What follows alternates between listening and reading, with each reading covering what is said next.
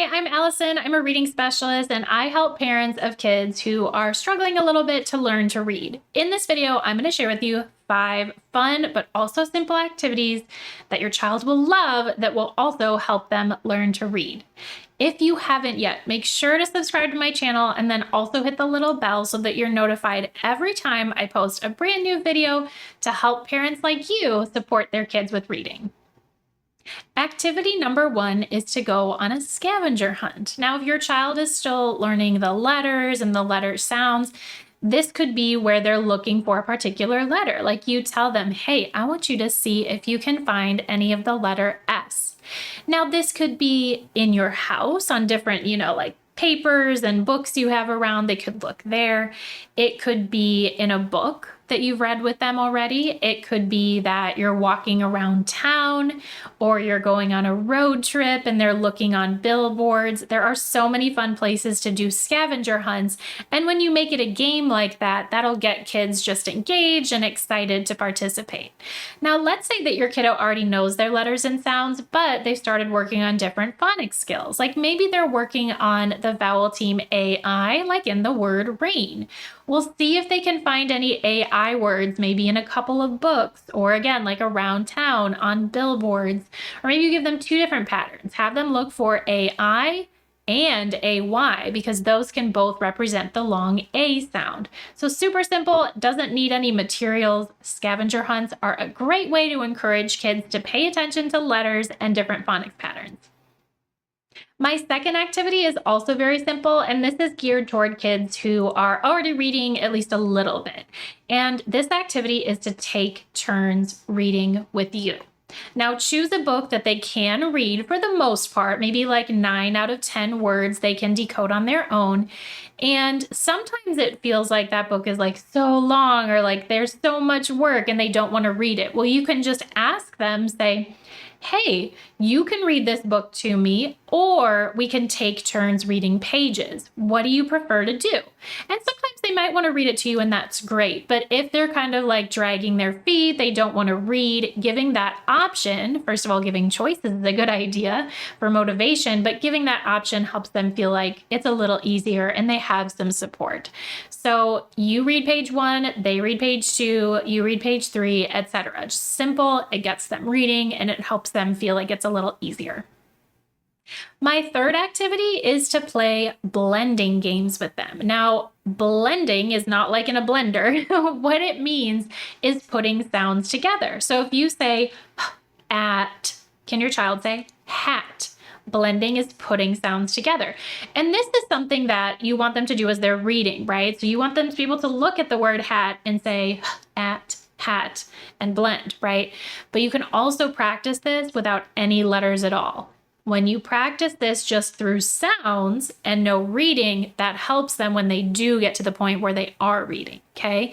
This is something you can do in the school pickup line, when you're waiting in the doctor's office, when you're cooking dinner, just here and there play these blending games. And all you need to do is give them a couple of sounds, start with 3 sound words or even 2 sound words like g, o, or go, or a, may. Start with simple 2 sound words or 3 sound words like it, and they say fit. And then you can work your way up to words with more sounds, like, for example, the word flat, at, and they say flat, okay?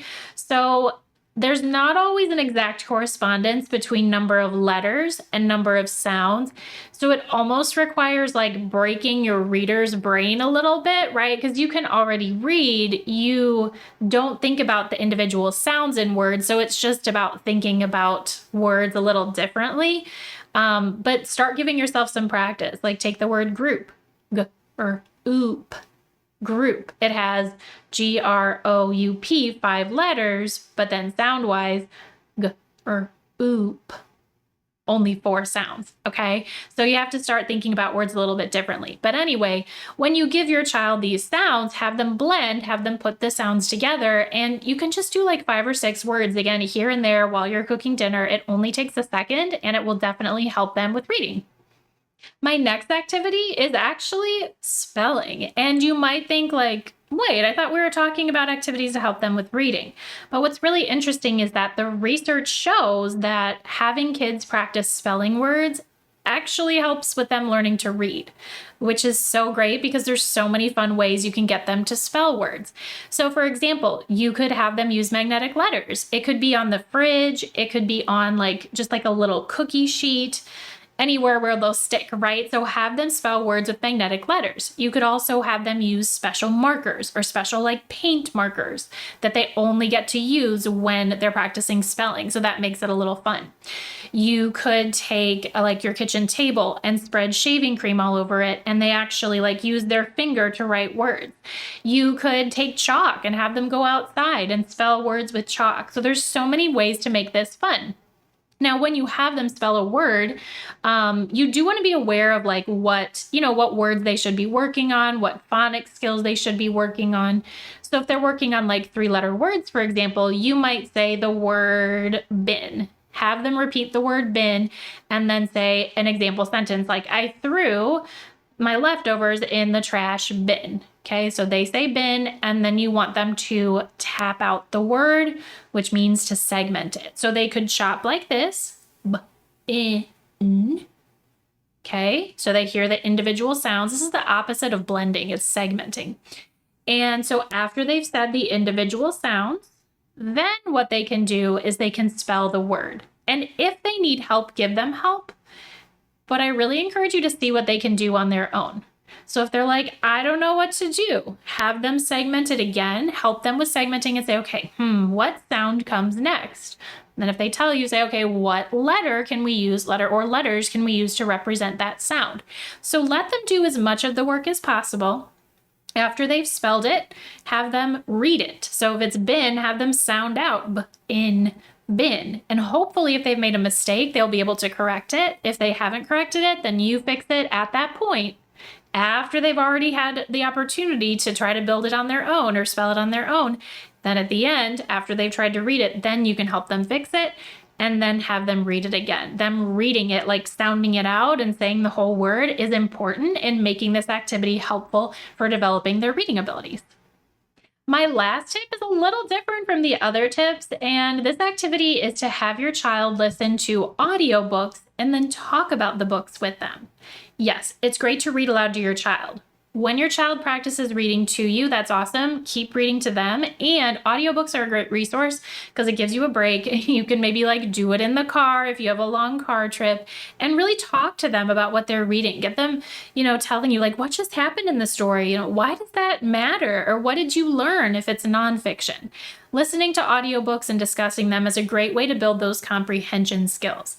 Comprehension is the ultimate goal of reading, right? Whether you're reading an email or a novel or a note that your partner left, you need to understand what it's saying. That's the whole point. And so when kids are learning to sound out and read the words, they're so focused on just learning how to decode, how to figure out what the words say, that not as much attention can be devoted to comprehending the text. So what you can do is, yes, have them read books to you, but also read books to them and give them audiobooks and work on comprehension there. Okay, because it's a little bit easier for them to focus on comprehension when they don't have to read the words themselves. All right, those are my 5 activities. Let me know in the comments which ones you want to try or which ones you are already doing with your kiddos. And I want to mention, if your child is resistant to reading, like they fight you, maybe sometimes your practice sessions end in tears, they say they don't like reading, or it's just really hard to get them to sit down and practice, I have a free mini course that is specifically designed for parents of kids who are reluctant to read, who aren't motivated. I show you what to do to help. So that's totally free, and I will give you a link in the caption for this video so that you can access that mini course so that you know how to get your child motivated to read so that they can really move forward and even learn to love reading. All right, I hope this video and these activities were helpful. Again, don't forget to check out the caption for that mini course. Leave me a comment and let me know what activities you're going to do with your kiddo. And before you leave, hit the like button, subscribe to my channel, and I will see you in my next video.